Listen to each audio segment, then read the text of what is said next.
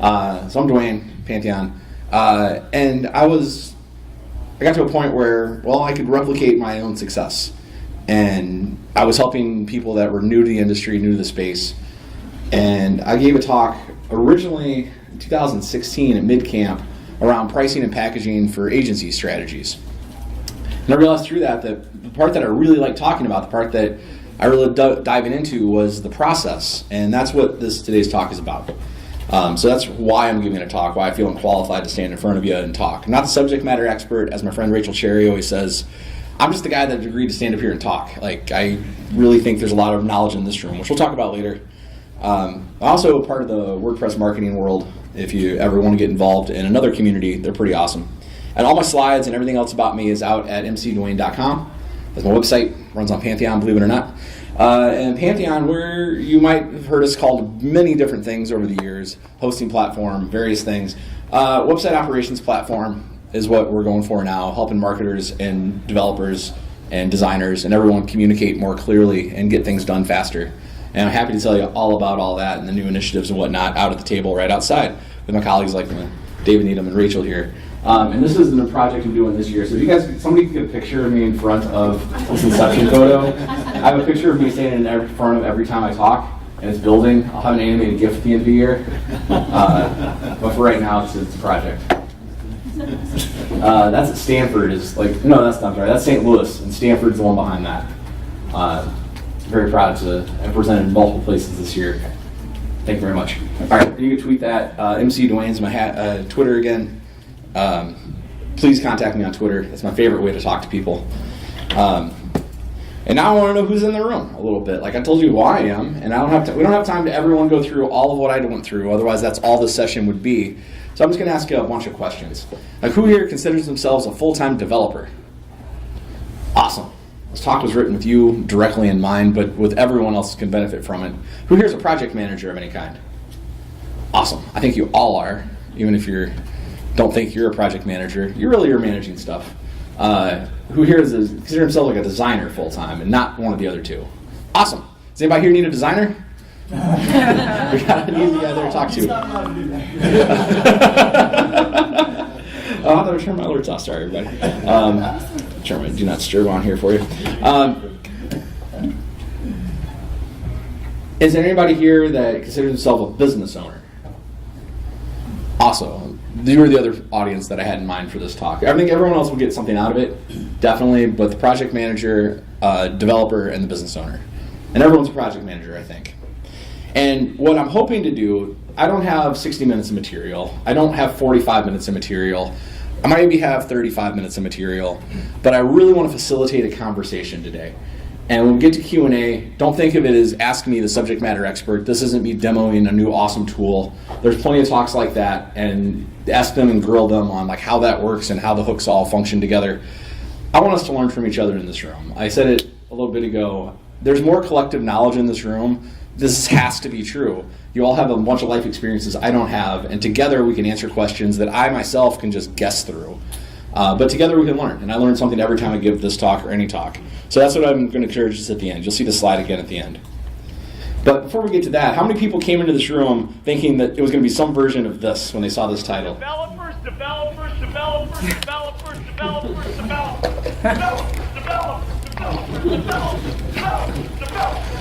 I love Balmer so much. I hate his product, but I love Balmer. He's so excited. We've never been closer to seeing a man have a heart attack in a presentation. Wrong button. So why am I playing that? It's because that's honestly how excited I get about discovery. When I think about asking clients all these questions. No, we're not going to talk about those questions yet. But I do get excited about this idea of let's give people what they want. Let's deliver something, let's develop something that's going to be useful and practical and have some value in the world. And it comes down to this really simple slide idea that we're going to align the expectations and the results. And the designers in the room, I can hear you all cringing now. Sorry, I'm not going to fix it. Thank you. But it's true. My expectation for the slide that it would say the word expectation and results. And I 100% got what I wanted. it's some ugliness along the way and some mismatches of things, resolutions, but for me this worked because I expected this result, and this is all it is. This is all there is to delivering things that make people happy, is figure out what they want and give them that. That's not that complicated on the surface. It's really complicated in process to get to what they want. Because if you think what they want and you don't get it quite right, you get bad results sometimes, like just terrible results. And it's like, Google nailed it. And there's thousands of these images in the world from Pinterest fails. And it turns out human beings get really, really fussy, like when we don't get exactly what we want. In fact, one of my favorite quotes from Microsoft, again talking about Ballmer, is a Microsoft engineer from years ago said, "We like it when people say Microsoft sucks. Because sucks means it does 90% of what I want it to do in a way that I thought it should do it. And the other 10% frustrates me so bad, I'm still going to use it, but it sucks to use it." And people get cranky and fussy about things. And it sucks. And this is actually not just isolated to the individual thing you're doing. There's repercussions of this. As we as a group of technology people, as we as developers in general do these things where we're misaligning expectations and we're giving people kind of what they wanted, but they're frustrated, it leads to this bad reputation situation where this is an actual quote I'm about to show you, name withheld, but this shocked me when I heard this from a CMO friend of mine in Silicon Valley. They don't take their fiduciary responsibilities seriously, Dwayne. Like, they're not helping us meet our goals. They're not helping us figure them out. And they're saying, but you paid them $500,000 to redesign your portfolio of sites. Yeah, and it looks great, but it doesn't meet our goal. It's like, but why didn't you tell them what your goal was? We tried. This is a serious problem. That's why I'm giving this talk. Because we need to figure out how to better deliver the final deliverable. It's going to bring value. It's going to bring them to say, this developer knows what they're doing, and they're the trustworthy one. Go talk to them. Let's spend $1 million with them next time. So let's go back for a second. When I originally wrote this talk, I wrote it for sales. I wrote this for the sales folks. And then Stanford asked me to change it. Stanford Drupal Camp last year, I just submitted it, and they're like, we don't think it's a good talk as a sales talk. Could you do this as a project management talk? And I just changed the word project. It was sales, most part successful sales. And I said, projects, what the heck's a project? And I love etymology. I love seeing where things come from. So I went back and looked at it. And sure, it means the top thing, and that's what we think of when we think project, but it also means that we're literally throwing something at a target. We are aiming at a goal. That is the thing we do with a project. A project has a goal in mind. And we talk about SMART goals, and we talk about goal setting and all that, and I do that in another talk called Nobody Wants a Website. They want results. We talk about how to set those goals and think about it. But I think it just boils down to this. Like if you think about goal setting, it should have specific, measurable, attainable, relevant, time-bound goals. And this will come back a few times today. This idea of a SMART goal, of a thing that we can actually track and measure, and can we actually do it or not? But to get there, there's a process. And this is why this started as a sales conversation. Sales is a process.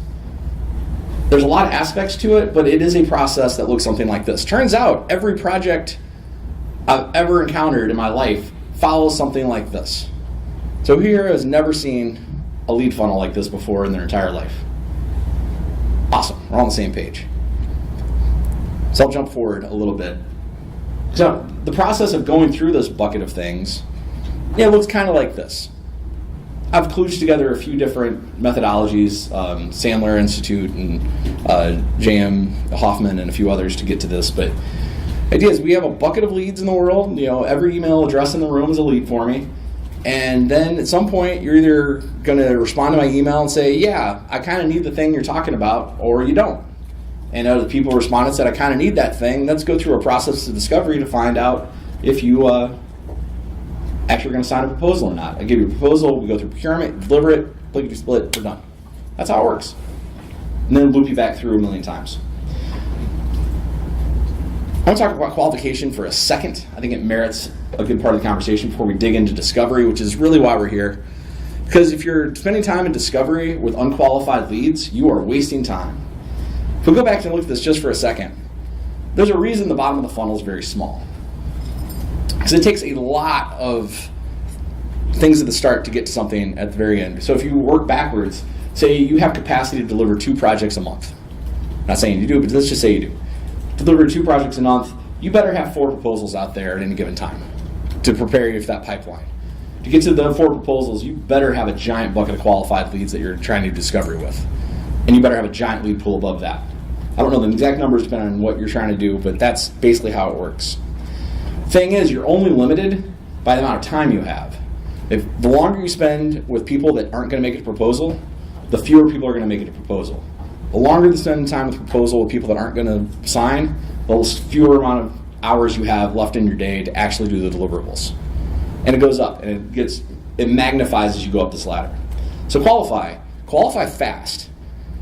Pick any agenda, any items you want. Advance the classic budgeted authority need time frame. That need better have a measurable results at the end of it, a goal that they actually, a SMART goal.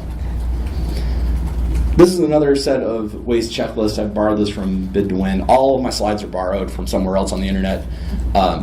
Bid to Win is a good little company, but Scotsman is what I learned when I studied Sandler. Solution, competition, only me, time, size, money, authority, need. It's the basics of BAN. Mean-X, I've used it before, it's just the same. As long as they can pay you, they actually need the thing you're building, there's a real actual need for it, they can actually do it, all that's qualification. And your BANT process better look like this.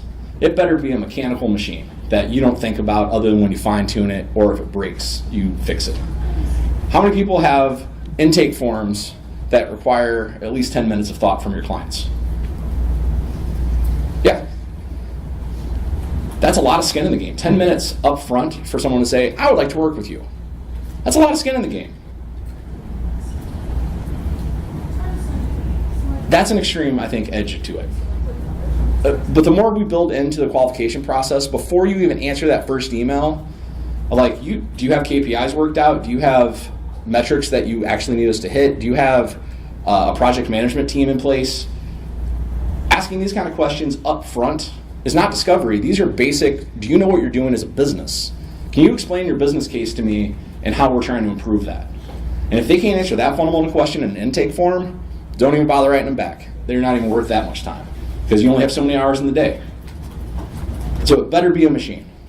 Once it's past the machine, this is where art and science of sales meets. Once you're past this qualification machine that a robot should be able to do, then we can push them down into proposal. To get to proposal, we do a discovery. I would like to get into in our conversation later who does paid discovery versus free discovery and what you think that means and why you do it that way. I'm always fascinated by this subject. Anne from Canopy Studios it had some great thoughts of this when I presented this up in Portland and really inspired me to I'm going to ask more people what they do because it's really good to learn from each other. What I learned about discovery is all we're doing is really helping them facilitate writing down exactly what they want. This is my favorite Greg S. Reed quote. He's an interesting piece of work, but this is a really good quote. And it's true, we just have to help them write stuff down. And it's not as simple as going in and saying, what do you want? And then just saying on a piece of paper what they want. Otherwise, that would be on your intake form. You wouldn't ever have to talk to clients because they could just tell you what they wanted. If they knew what they wanted, they wouldn't be talking to you. They know what they eventually think they want. And the good news is there's a process to get there that works with human beings in general most of the time. 9 times out of 10, I would say. And it's simply have them tell their story. I'm about to tell you 3 stories. I'll tell you 2 stories, save time today, because I want to have that conversation. And then we'll keep going. Once upon a time, there was a world where animals could talk to each other, and rabbits were kind of jerks. And every day, rabbits would taunt the turtles and everyone else and be like, hey, look how fast we are, we're the greatest thing in this whole valley. Till one day, a tortoise stood up and was like, nope, we're going to race, and I'm going to prove you're wrong, rabbit. And because of that, everyone gathered and they watched this race. And because of that, the rabbit gets way out front, because obviously rabbits are faster. And because of that, the rabbit's finally I'm so far ahead, I'm just going to take a nap. Until finally he wakes up and realizes the tortoise is crossing the finish line. And he runs as fast as he can't catch up. Ever since that day, rabbits have been taken down a notch. And they're not nearly as cocky in this valley where animals talk to each other. Once upon a time, there was a world where you could drive around in a van with a talking dog and solve mysteries, and that was acceptable behavior in America. And every day, Thelma and the rest of the gang, and Scooby, would drive around and try to solve these mysteries and make the world right. Visit relatives and whatnot. Until one day, one of the relatives that they're visiting, Thelma's aunt, who owns an amusement park, can't keep going with her life because there's a ghost. And because of that, Scooby and the gang decide they're going to solve the case. And because of that, they set up elaborate traps until finally Old Man Johnson is revealed underneath the monster mask. And ever since that day, Thelma's aunt's amusement park runs great, and those kids are back on the road solving mysteries wherever the wind takes them. Every story you've ever heard in your entire life is based on some kind of framework that looks like this. I give a whole talk about this on its own, but the story spine is what Ken Adams wrote down. He lives in Orinda, California, up near me, in a book called How to Improvise a Long-Form Play, which explains, in theory, how this is recursive, how this is expandable. But everybody has a story like this. I think it maps to some kind of a wave function. Now, I'm showing the one that goes up. These also go down. Sometimes they're flat. Sometimes nothing happens. The point is, I like it on a wave function because there is a beginning state. Once upon a time, there is this world where this happens.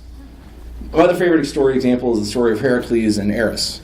Once upon a time, there's a world where gods and people talk to each other, and this was like a normal thing people expected. And every day, Heracles was this guy who walked around and hit things with a club and solved mysteries and challenges. That's the base reality. That is the world. The once upon a time is the thing. Let me put this a different way. Once upon a time, there's a company that sells shoes on the internet.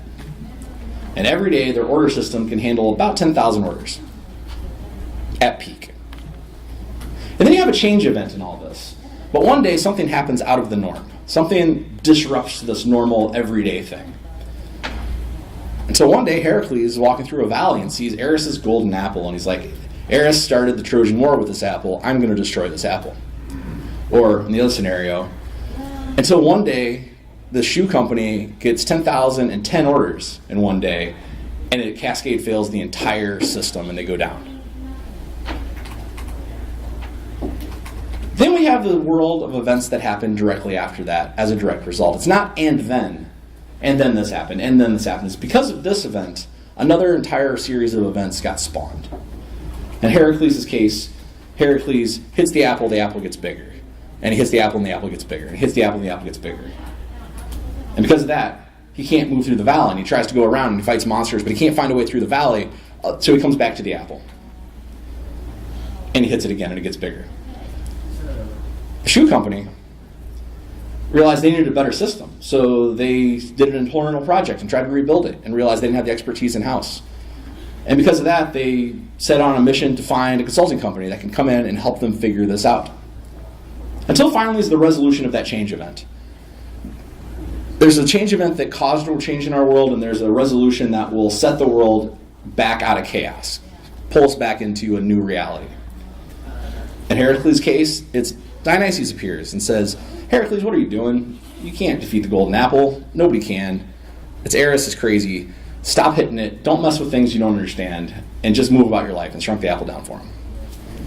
In the shoe company's case, until finally, the consulting company delivered a new system that could handle 100,000 orders a day. It changed because they failed one day when the order system couldn't keep up, until finally the new system appeared that could handle it. And ever since then, there's a new reality. And ever since then, Heracles just wanders around not messing with golden apples and still solving mysteries and hitting things with clubs, other than golden apples. But he doesn't mess with things he doesn't understand anymore. That's the new base reality from here on out. Like Thelma's aunt's amusement park's not haunted anymore. That's the new reality from here on out. And the end of it, and since then, Zappos has been one of the most successful shoe companies in the entire world. That's a modified version of Zappos' story, but it's not that far off from what actually happened to them. They grew, hit a hit point where they couldn't do it, brought in outside consultants, and now they're one of the most scalable order companies in the world. Every company has this. Thing is, everybody has a story like this they can already tell you. They don't know all the details, though. All they know is the first three. If they can't tell you, once upon a time, my company does this, that's why we exist. And every day, this is the thing that keeps churning. But one day, this happened, and that's why I'm talking to you. Our new reality that we want to live in is this. We think that if we had this, it would help us get to that new reality. Help us figure out what goes in between. That's the conversation they're having. Nobody you've ever met will put it in those terms exactly. If they do, bless them. But that's what they're asking. Like, I have this base reality I live in. I have a problem that's causing that base reality not to be good enough anymore. I want to get to this new reality where everything works in a way that I think it should work. How do we do that? How do we get there? If they already knew how to do that, they'd do it. They don't need you if they already knew how to do it. That's why you can't just ask them what they want. They don't know what they want. They just know the new reality they're trying to get to. That's what they want. But that's not a deliverable. I can't give you a future you want. I can give you a piece of software that works and does X, Y, or Z. So how do we get them to spill the beans and tell us all this information? Turns out you ask. You question every little part of everything. And this is the heart of discovery. The discovery process is the question-asking part of the entire process. Ask these questions. No, we'll get to that. We'll get back to those questions. I like that slide because everybody leans in every time. Everybody. It's natural. What we're going to talk about is the framework and the ground rules that I learned along the way, of what makes discovery actually functional, what makes discovery actually work. And there's only a few. Face-to-face is super ultra important. We live in an amazing world of a tool called Zoom. If you don't have Zoom, there's other acceptable means. Hangouts, whatever. They all kind of work. I love Zoom. It's flawless in my opinion. I don't work for Zoom. I pay for it. I love it. Because, why is this so important? Human beings' faces have evolved to be the most articulate things in existence for expressing emotions. Only a small fraction of our language is actual word-based. Or not our language, but our communication is word-based. So I want everybody to hold up their hand and make a circle with your fingers like this. And now put that circle on your forehead. How many people put it on their cheek? A couple of you all, but you're all engineers, so you're like, yeah, I'm going to watch it, okay. But you have to think about it. It is. People just all right, well, let's do that. How's this meeting going? This one on the screen. Not good. Good for her. Yeah! How do you know that? Body language, smile, Yep. expression on the other person. Yep. If you have a client that looks like her in the meeting, how good is that meeting going for you? It's going good. She's happy. She's telling you exactly what you want. Flip it around, though. If you're her in that meeting and your client looks like that, how does he feel? Does he have to wake up? Yeah, he's going to have to wake up, you're right. It looks like he's trying to decide how he feels. He's trying to decide how he feels. He's a little confused right now. He's a little... I found this as a stock image, but there's so many stories you can tell just from this. All right, everybody close your eyes for a second. Click, next slide. How's this meeting going? It's the same picture, I didn't actually change slides.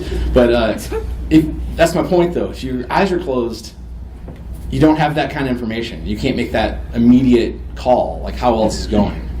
This is why it is impossible to give a proposal over the internet, other than face-to-face. Phone calls are a really bad secondary choice, but they're better than just a blind email. How many people have ever sent a blind email about a proposal and heard nothing back ever again from that person their whole rest of their lives? Yeah, that's like the year 2008 for me. And then I learned that lesson really the hard way. Face-to-face in person is the absolute best. Zoom's not a bad secondary, honestly. Phones, at least third, you can hear in their voice inflection. And if they really can't meet, maybe think about your process and if you should work with people that work outside your process. Ask open-ended questions. This is an easy one. This is a really easy one conceptually. It's hard when you actually first start applying it, but there's only 6 ways to start an open-ended question. There's only 6 in all of the English language that I know of. You know, anyone want to guess? Who, what, when, where, why, how. Exactly right. You got a prize. I don't have any prizes to give, but I'll give you a sticker or something if you come out. Sunglasses at least. This is it. Go through and write down all the questions you think you need to ask this person or this group of people. And we talk about that as well in Q&A and discussion, like what's the difference between discovery with a small team and discovery with a large team. It's asking everyone the same questions repeatedly. And those questions should all start with who, where, when, what, why, or how. Because this is the difference. Are you the person to sign off on this? No. Okay, well, who is signing off on this? You're going to have to ask anyway, and like Carl Sagan says, let's save a step, if we can. But it also gives them like a bigger influence. And in discovery, this is very important, that they can expand as much as they want. This isn't like a down the road, do you want this image or this image? Sometimes pointing questions are very important. Sometimes they're super important. In discovery, they're not. Discovery is more important that you get raw data just dumped from their brain. So that's like the second example there.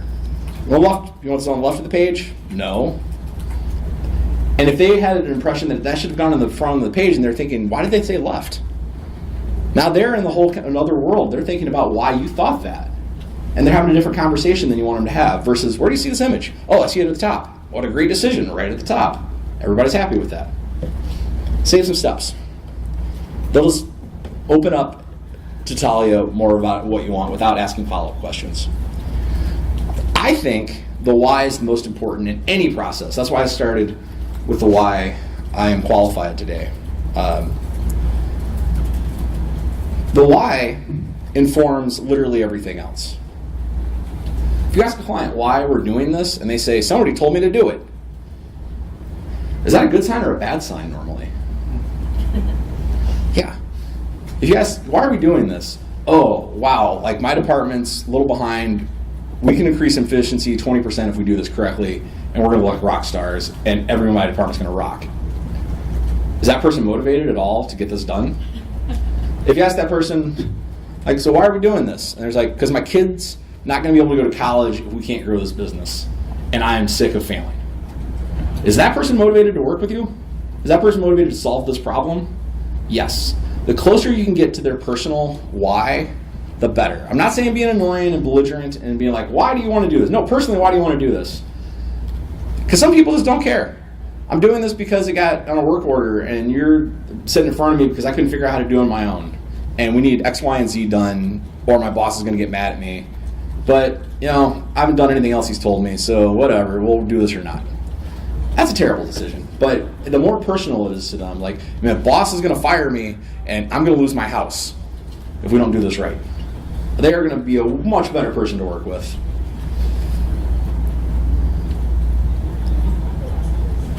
This is the time to stop talking when you are doing discovery. The whole process. Qualification is all about you. Asking them point questions and then saying your value. Like lead generation is 100% you talking.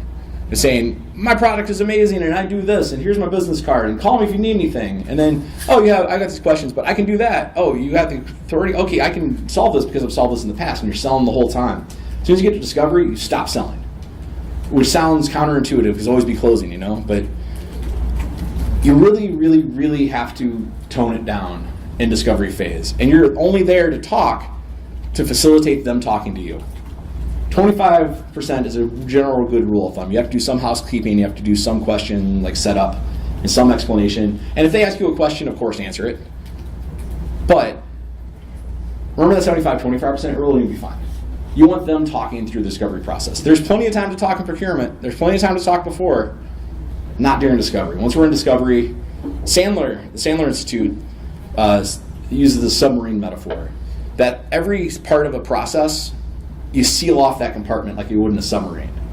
So in case there's a hole in the ship, that part's at least secure. That part is sealed off. You don't have to go back in there and do that again. But if you find that, hey, we really shouldn't be in this compartment yet, we're not here yet, then you got to go back, and that's the only time to go back.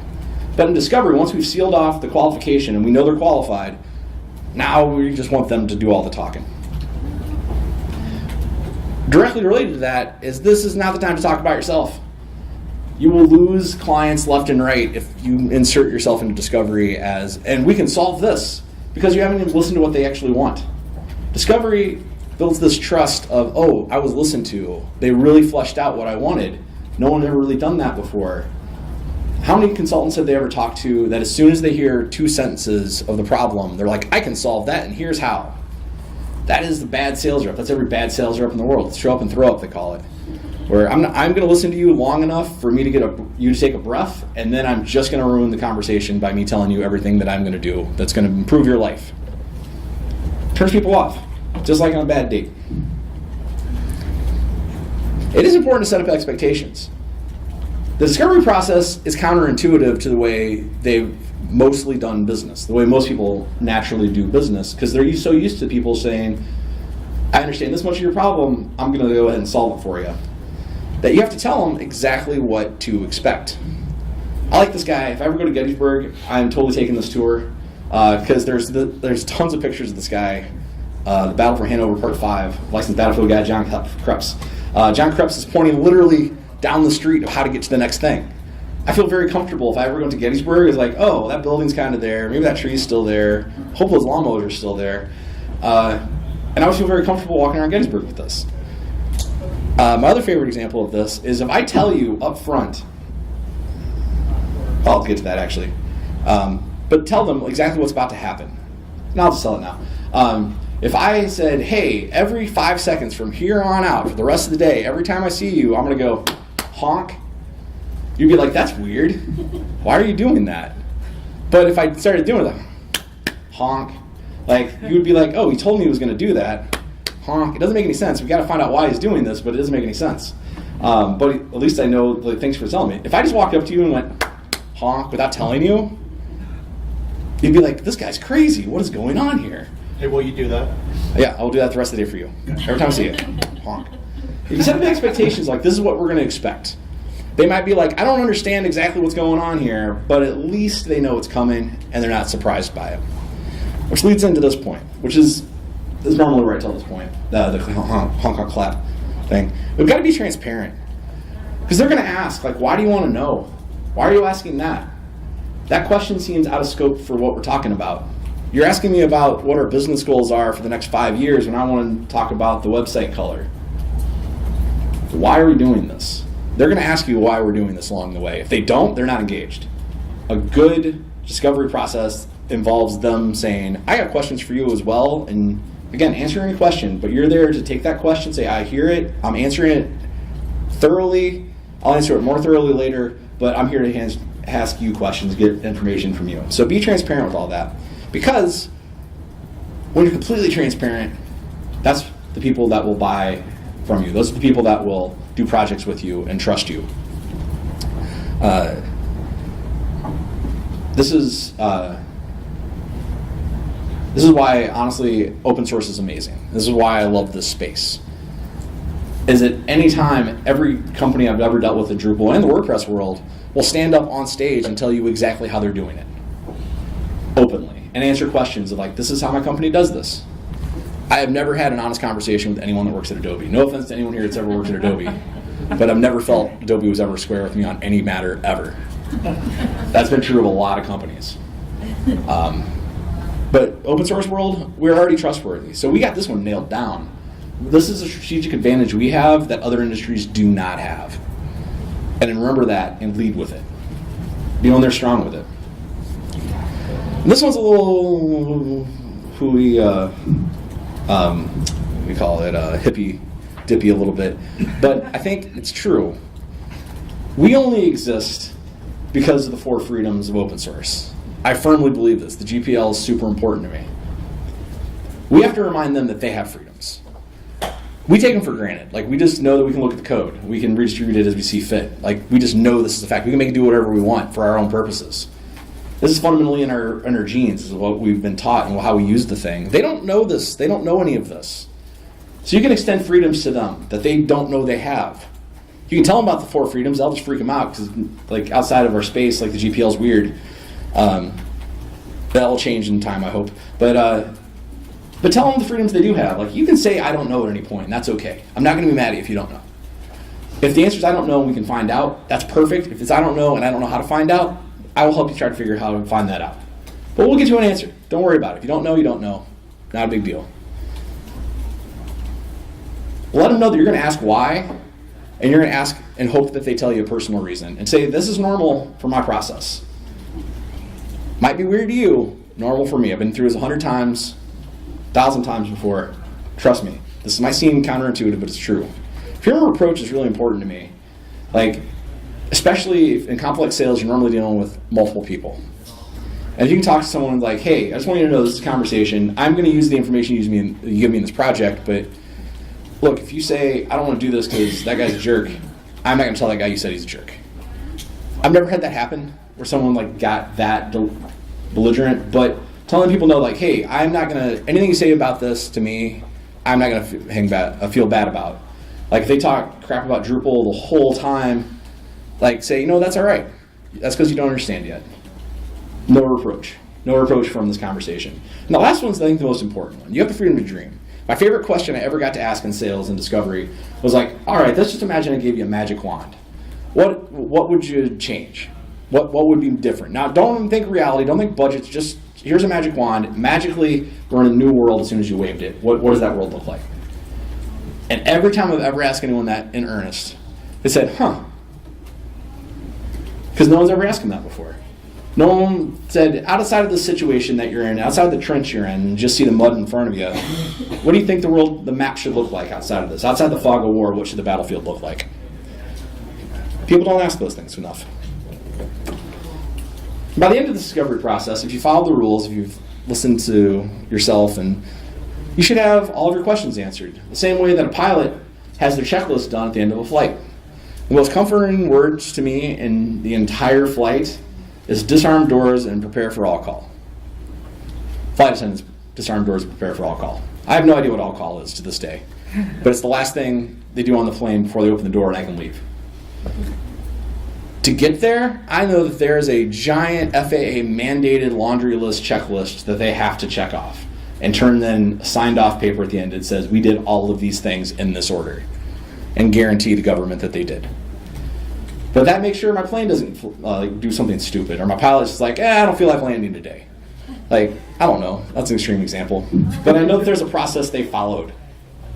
And I feel very comforted at the end when I hit the end and I know that they followed a process. It goes with being transparent.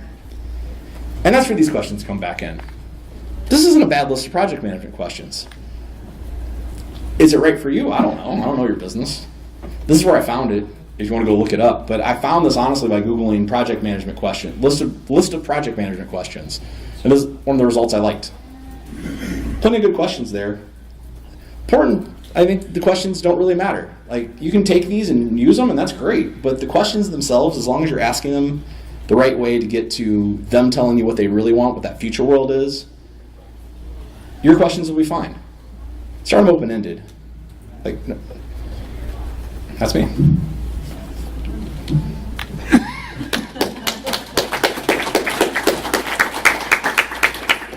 And now I'd like to facilitate that conversation for the rest of, I went about 40 minutes, so it's longer than I thought I was going to. But for the whole rest of the time we have in here. So we'll start with questions. If you want to ask me questions, clarify anything, I will try my best to answer, and then I'm going to turn it on you and ask you some questions. So, have it.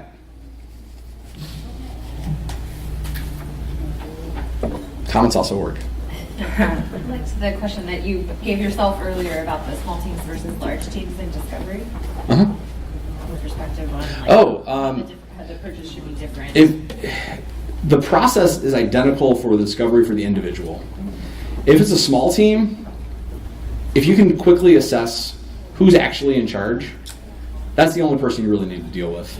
If it's a 4-person team, and it turns out that only one of them honestly cares about this project, but they're also the driver and they're also the one that cuts the check, that's the only person you have to really engage with. If it's a small company, a 10-person company, just deal with the stakeholder and you're done. That's it. But if it's a giant company and you walk in and you're meeting with the department, I have a whole other talk about this. Everything louder than everything else. Everyone louder than everything else, which is a Motorhead album, actually. But it's true. Like, you have to figure out who in that noise, that cacophony of opinions, is the most important. And there, it's a pretty straightforward process. You ask the exact same questions to the group at once, write down all their answers, pay very close attention to who's leading that conversation and what people's moods are. And this, again, face-to-face is critical. If you can do it in person, it informs so much. Because if someone says, and it should do this, and everyone in the room rolls their eyes, is that a good idea or not to like actually push that agenda? No, it's a terrible idea. But if someone says, like, and what if we do this, and everyone's in the room like, yeah, let's do what that she said, then like, yeah, you should probably listen to her. And then you go ask every single person in that room the same basic question in various ways, individually, away from everyone else. And this takes a while. But if you're dealing with like multi-$1,000 sales, like the biggest deals I ever closed were like in the upper six figures, or I'm sorry, lower six figures, not upper, for when I was in the Java middleware days. And that was a long process. Like, we're talking 6-18 month sales cycle sometimes. And you have a lot of time in there just to like, we got to have this before we can give you a proposal. I got to know this stuff. So so-and-so's not answering the phone. Can you help me get in touch with them? All right, now we can talk. Now we can figure it out. And if what they said in that group meeting is the same thing they say individually, you're golden.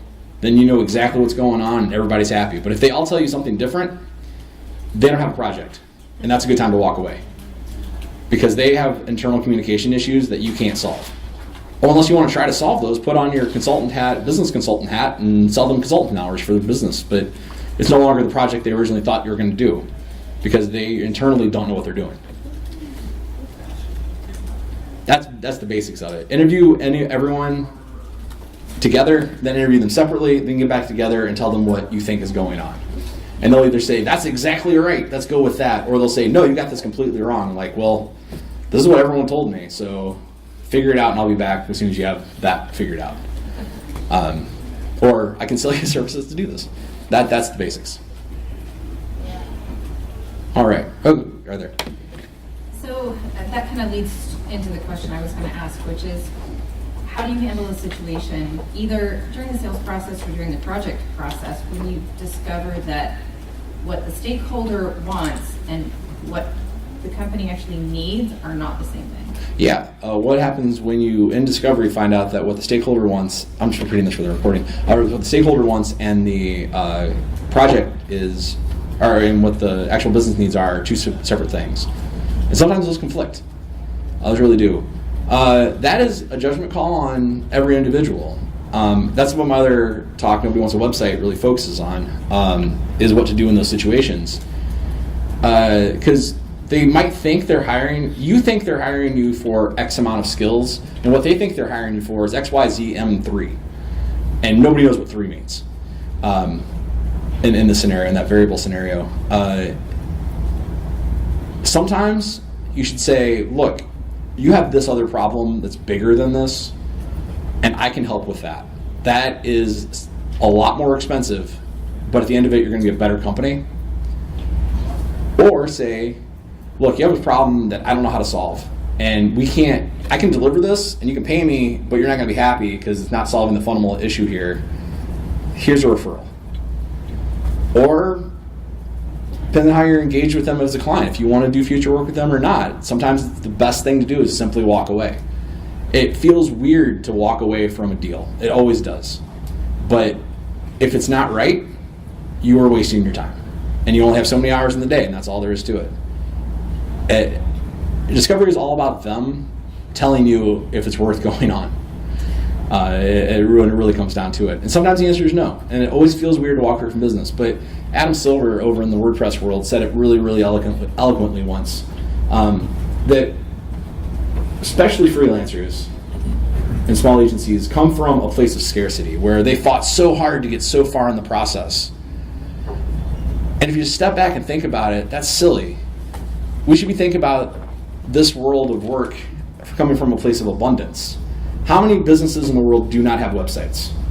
About 168 million, with an M. That's the opportunity cost. That's the opportunity out there. Small businesses, large businesses, 168 million that exist with business licenses do not have a web presence outside of Facebook or something they don't own. They don't even know it's possible. The faster you get to a no, this is a rule I learned early in sales. Get me to no as fast as humanly possible, or get me to yes as long as it takes. I'll take a yes if it takes 6 to 18 months. But if the answer is going to be no, I want to know that today. Like right now, even if we're like 3 days into the project or we're 3 weeks into the project, I just want to know you're disqualified and we move on. That goes back to the qualification process. Your qualification process should be longer and more involved than you think it is. We always want to rush to like get to the money. As a salesperson, I can tell you the only thing I ever cared about was out of BANT. Guess which one is the only one I ever cared about? The B, budget. I just assumed the rest were true, otherwise they wouldn't be talking to me. And that caused so many problems early on in my life. And then you get time frame. Time frame's an easy one. Need, or actually timeline, authority. Authority's pretty easy too. Can you actually write me a check or not? You can't? Who can write me a check? They can sign off on this? Great, let's do it. The need, that's the one that salespeople kind of ignore. If you're talking to me, I assume you need my thing. That's as far as it goes. What I discovered through years of doing it is no, the need is super, super important to qualify out, and it's the hardest one to get. And that's where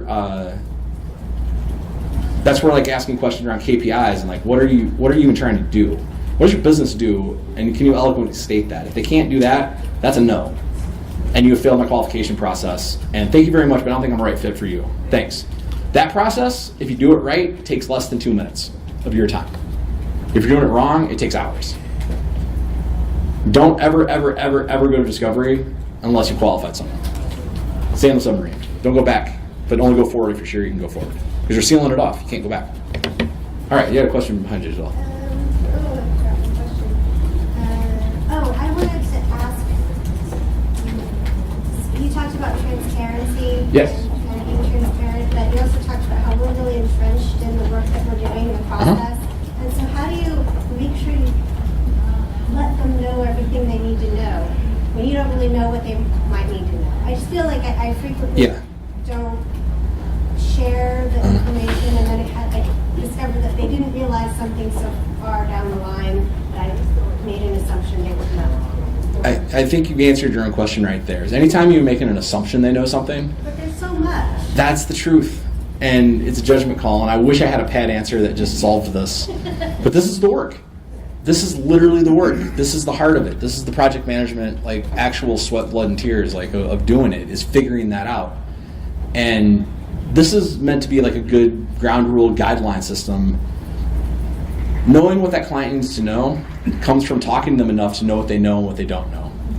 Always err on the side of over communicating. Like, have you ever worked with a project and said, darn, there's too much good documentation about this and they've defined every term too well? No, that's silly. No one's ever done that in the history of the world. On the other hand, if you've ever read a certain command line tool documentation or lack thereof, it's like, what on earth is this? What is the term are they even referring to here? Always err on the side of too much. And yes, we don't need to teach them the internals of Drupal. But anytime we do need to touch Drupal, they better understand what a field is. They better understand what a drop-down means. They better understand this. They better understand that. And as soon as they are interacting with it, they better have that defined. There's no easy answer there, though. It's as good as you have. But I'm curious. I've been doing most of the talking as an actual Q&A. What do other people in the room feel about that? Does other people have solutions to that? Like what, telling the client just enough information, but not too much, or underselling it? I mean, I write documentation for Pantheon, and I have always held the opinion that knowledge overload is real, and that information needs to be curated in order for it to be easily consumable. And when you talk to humans, calculation is required. Whereas if you talk to a computer, an information dump, a machine can handle that kind of data dump of like all of the things, but humans are less likely to be able to consume all of the information all at once. So curation is required, in my opinion. Curation is a good word. So ways to do it thoughtfully is, I think, like it's best to start with a common vocabulary. Like making sure that you're utilizing the same phrasing and languages, that the technology uses and the way that you use those terms are the same that the technology uses and defines those terms. As a writer, like, I don't want to be super repetitive in my documentation, but I'd rather use the same word consistently and have the page sound a little redundant than to use a bunch of different terms to describe a single behavior, for example. I don't know. Hopefully that's helpful. I don't know. What other people think? Again, not subject matter expert, just a guy with a lot of experience, and stood up here and talked. Or any other things that I talked about earlier. I didn't stop to think about asking you all that as well, like qualification and what happens when you do get a mismatch in business. Anyone else have opinions on this? Other thoughts on this? I'd like their own. I'm new to the industry as a whole. Hey. Like 2 weeks. Welcome. Support the one point I had. Come for the code. Stay with the community. I worked for a super technically proficient Yeah. office, and at one point I keep finding is we're butting heads when maybe my principal wants to kind of provide a download of everything, and I'm sitting here already dreaming about butterflies, 2 seconds into it. The one thing I keep getting coming back to is, okay, but why do I want that? What is the business that's behind that? And I'm having trouble, discussing website redesign. And my thought process is, coming from a business development background, is we want to translate right away why we're going to benefit your business, as opposed to, super technical case studies and this and that. Obviously have those involved, but I'm trying to capture why we're going to make your business better and what we're going to do for that. So I think that's, kind of being that layman and the odd man out. That's where I'm butting heads, mostly saying, the overload I think is very real, because I am that guy that gets overloaded. Yeah. I don't have the technical background as well, so. Well, I'd say arm yourself with defense of the Business case. user. You're reframing the contents of the site in that rebuild, from what it sounds like, to go to a different audience and to maybe, hopefully, a wider audience that can consume the information. Yeah, that's my other talk. Nobody wants a website, they want results. It's literally nobody wants a website. No, the website is a means to an end. If somebody just wants a shiny website, just to have a shiny website, that's a weirdo. Because they want more leads. They want better penetration into a market. If they're a nonprofit, they want more awareness of an issue. They want more voters voting one way or another. Right. The goals vary. They don't have to be all commercial, but there's a goal to why you did that thing. And the goals should be focused on the user you intend to serve. So if you could do some type of data-driven goal orientation, where you maybe have an A/B test where you can show your stakeholders, look, whenever it's this page, we get less engagement because they can't understand the content, whereas this page shows higher engagement. Or you could do actual user testing where you observe tasks based on whether or not they're able to disseminate the information in this layout versus that layout, and you just observe them. It's very hard to do, though. It takes a lot of data. We actually, as a company, we do SEO for people's site. We actually ask them for the business strategy. They have the business strategy there. Because it doesn't do us any good to optimize for the wrong thing. Would you have any recommendations from someone coming in from a different industry now doing business development in this industry? It's almost, the project management questions. I'm trying to figure out what the questions are prior to that, and the prospecting that's going to be triggered. You are in 100% the right place to have that conversation. Ask everyone you know today. Tell them exactly that. I'm new.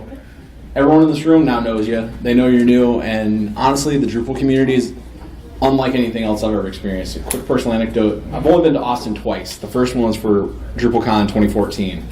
And that was the event where in 3 days I went from Pantheon's another tech job where I kind of understand the product and I'm figuring it out, it's kind of a cool space, to I never want to work outside of this space ever again for the rest of my life. This community is amazing. How do I get more involved with these people?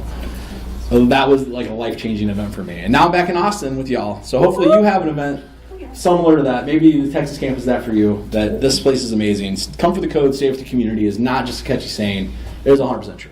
Yeah, and there's also meetup groups that I'd encourage you to explore as well. So after the hype of the camp, continue to stay engaged with folks and utilize the network that's here. Are you local to Austin? Yeah. I mean, Okay, then yeah, she's Austin. How many people are here from Austin? There's your community locally. Yeah. Connect in with everyone here. We have meetups all the time here. Yeah. locally. You had a question? You had mentioned learning from experience. Yeah. Can we hear a story of an unsuccessful meeting you had, discovery meeting you had, and something that you learned from it? I can tell you, I'll give you the extreme example of not doing discovery properly. It was the first deal I ever lost as an enterprise sales rep in the enterprise Java middleware space. I worked for a company called Terracotta to distributed caching back before that was a term. I worked with this developer, and I had happy ears. It was a $20,000 deal. Told me exactly what I wanted to hear every step of the way. And he kept telling me, no, I got procurement in hand.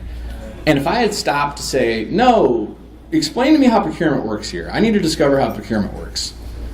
And I need to understand every in and out of it. And I need to know who's the name of the person over there, how do we get in contact with them, when's a meeting we can set. I didn't do any of that. I just got happy ears, as they call it, and just the last day of the quarter, this guy is like, oh, you know what, you should probably talk to procurement actually after all. I'm not 100% sure I can guarantee anything at this point. You just got to call him. The guy I called, his real name was George Fail. Yep. And he just shut me down entirely in one phone call. And he's like, yeah, numbers don't make sense on this, man. So if you give me like 40% discount, I might be able to get something done next week. But no, like we don't actually need this technology. That's what we ruled. And like, but the developer says he can get much more efficient on this. And I'm like telling him all the conversations like, yeah, that's great. I don't have any of that data. And if you need a decision today, the answer is no. That was the harshest lesson I learned there. Last day of the quarter, that cost me the quarter and made me, I had a really terrible a boss that treated me really terrible at that point. I learned so much from him, but Gary pulled me in his office, shut the door, and proceeded to rail on me about not doing my job. And he was right. He was 100% right. I didn't stop to ask anything along the way. All I heard was what I wanted to hear. And it ended up talking to George Fail on the last day of the quarter. And I'll never, ever forget that experience. Ever since then, ever since that day, my new reality, learned the hard way, was I ask early and often, so how are we doing this? How's the procurement actually working on this? Who should I talk to, like, to get this signed off on to actually get some? Sometimes that answer is like, oh, that's me. I can catch the check now. I like those conversations because I don't have to talk to George. All right, we got time for like one more, then it's lunchtime. One more bit of round and round conversation. Anything else you want to just talk about as a group? I'm happy to keep you here and talk all day. So we work at a large corporation where we don't have the luxury of saying, no, you have been disqualified from or we were not able to qualify you, so we're not taking your money. Yeah. So How do you use this? how does that work? Do you know Mike Miles? Anybody? Mike Miles from he's from Boston area. He works for a company called Genuine. Used to be Genuine Interactive, then they changed it to Genuine. Mike Miles is brilliant, like one of my favorite speakers in the world. He came up and told me, hey, thanks for that discovery talk. It really helped me. And he is a developer who works internally to a team as well. And what he learned to do was not say no, but enter into his own discovery phase whenever he got a new work order. And go back to the project managers like, so why are we doing this? Like, what's not like, why are we doing this? Like being a snotty-nosed teenager, but like, what's the actual business case they're trying to solve? This makes sense, I can implement this, but it's incongruent with what I think they want, what this points to. I just want to make sure we're clear. So going back and not just doing the work handed to you, but going back and trying every single time to say, what's the real business value we're trying to derive here? What's the minimum valuable product that you want out of this? That's my other favorite thing I learned last year, was to replace the V in MVP with valuable instead of viable. It changes everything. Because viable means it worked, the code ran, and something came out of the other end. Valuable means the client said, yes, I like this. So you can deliver that, and you explain in those terms, like, I can deliver this MVP, but I don't think the value is there in the middle for the client. What do they really want? And sometimes, he says, project manager's like, we didn't really think about that. They go back out of the conversation, come back a completely different work order. And sometimes he gets told, no, just do this. If they say, no, just do this, just do it. Then you're not making that call. But if you can, It's not pushing back, it's clarifying, and there's a huge difference. You're not saying I don't want to do this. You're saying, hey, I want to make sure I do this the best way so everybody thinks this was actually valuable use of time for everyone. And I'm deeply ingratiated to Mike Miles for telling me that. That's his story, not mine. All right. Well, with that, I said that would be the last one. It is, but unless anyone else wants to say anything else, I was hoping to have more of a conversation where I didn't have to do that much talking. But I know I love talking to people, so I got excited. All right. Well, thank you very much, everybody, and enjoy lunch.